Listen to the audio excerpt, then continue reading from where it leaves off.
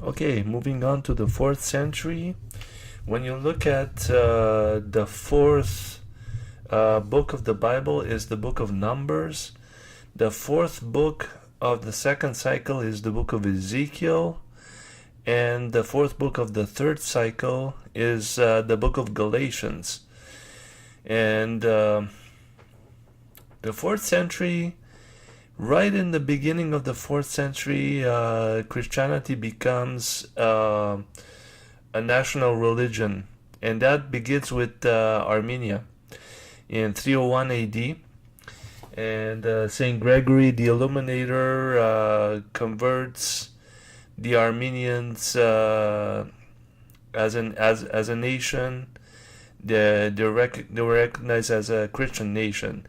And Constantine follows that tradition in the Byzantine Empire. Prior to Constantine, there were a series of persecutions. The last one being, to my knowledge, is Diocletian. But supposedly, Constantine accepted Christianity. Now, I don't know how genuine he was, but it's like saying the glass is half empty of water or half full. Sometimes you're satisfied saying that the glass is half full, and other times you might complain that it is half empty. What I mean is that was his conversion genuine? And if it's genuine, whether or not it's genuine, is it a good thing or a bad thing for Christians who live in the empire? And when you look at Gregory the Illuminator's time as well, when you look at supposedly he had a dream and Christ descended from heaven, and with a hammer he hit a site, as far as I know, and said, in this location you will build my church. And that's where the Cathedral of Echmiadzin is built, referring to Echmiadzin means the descent of the only begotten Son. I still have to look more into detail within this age, within this century, the 4th century, that is.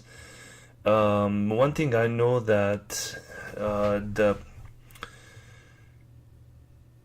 when Christianity became a national religion, the wise men, or the magi within the countries, within the nations, that is, in Armenia used to be allied with the Parthians, and the Parthians had the magi, and the Romans borrowed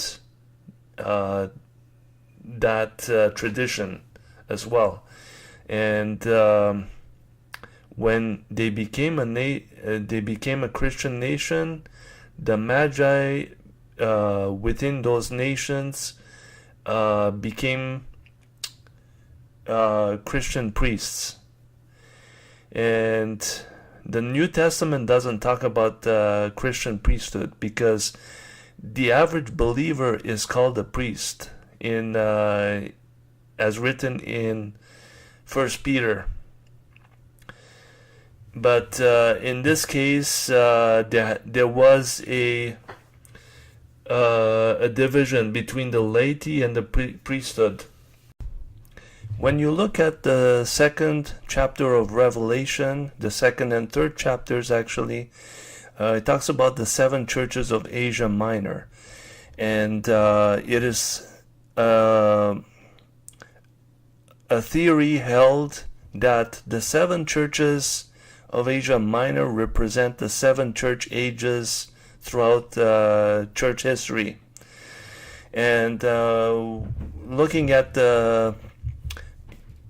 in the beginning, there's the Church of Ephesus, which had forsaken their first love, and that represents the apostolic age. And then there's the Church of Smyrna, which is under persecution. And in the 2nd century, there was a persecution by the Caesars, by the emperors of Rome. And in fact, Smyrna means myrrh, which is used to embalm the dead. And moving on to the 3rd century, the 3rd church is the church in the city of Pergamos.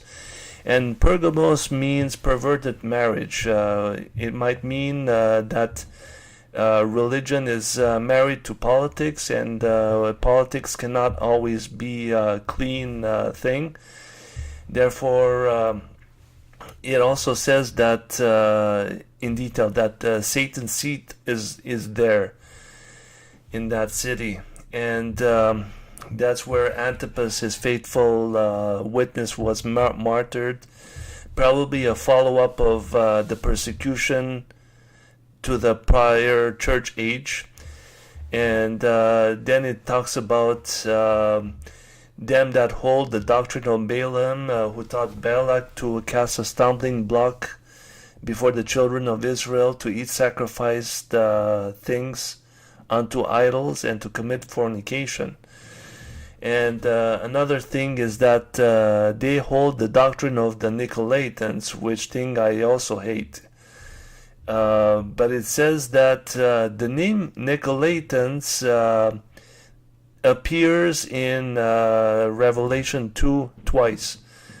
I don't think it appears anywhere else. Maybe under the name of Nicolaus, but the word Nicolaitans means destruction of the people, but it could also mean to conquer over laity. And who conquers over laity? It is our opinion that it's the priesthood.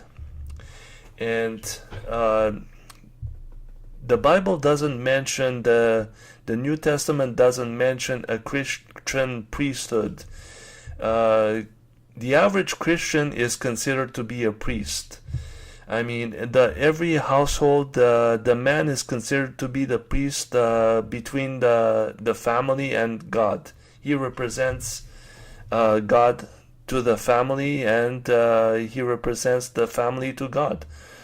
And the priesthood has come from the mystery religions. The Magi's were converted to priests, and at the end it says that Jesus Christ is gonna fight against them with this sword that comes out of his mouth. And when you look at when Islam came out, when Islam was created, it was the sword of Islam that threatened the Byzantine Empire, that took Africa, that took the Middle East, and threatened even to come up to north of Syria, and it conquered Armenia as well. When you look in the 7th book, the book of Judges, in the 7th chapter, it talks about the sword of Gideon and of God. And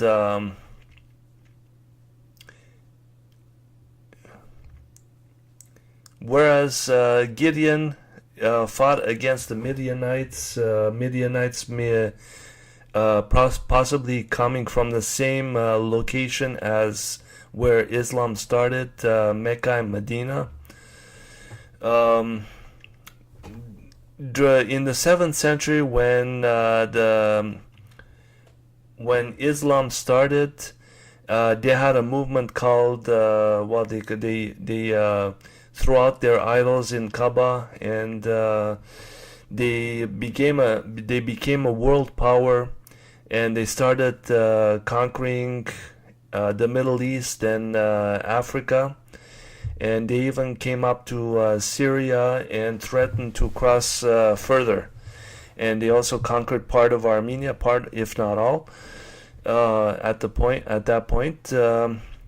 And this is what I believe, that if the Nicolaitans didn't repent, that Jesus was going to fight against them with the sword of his mouth. And I believe that even though the Muslims are not Christians, are not believers of the Bible, God used them against the Byzantines.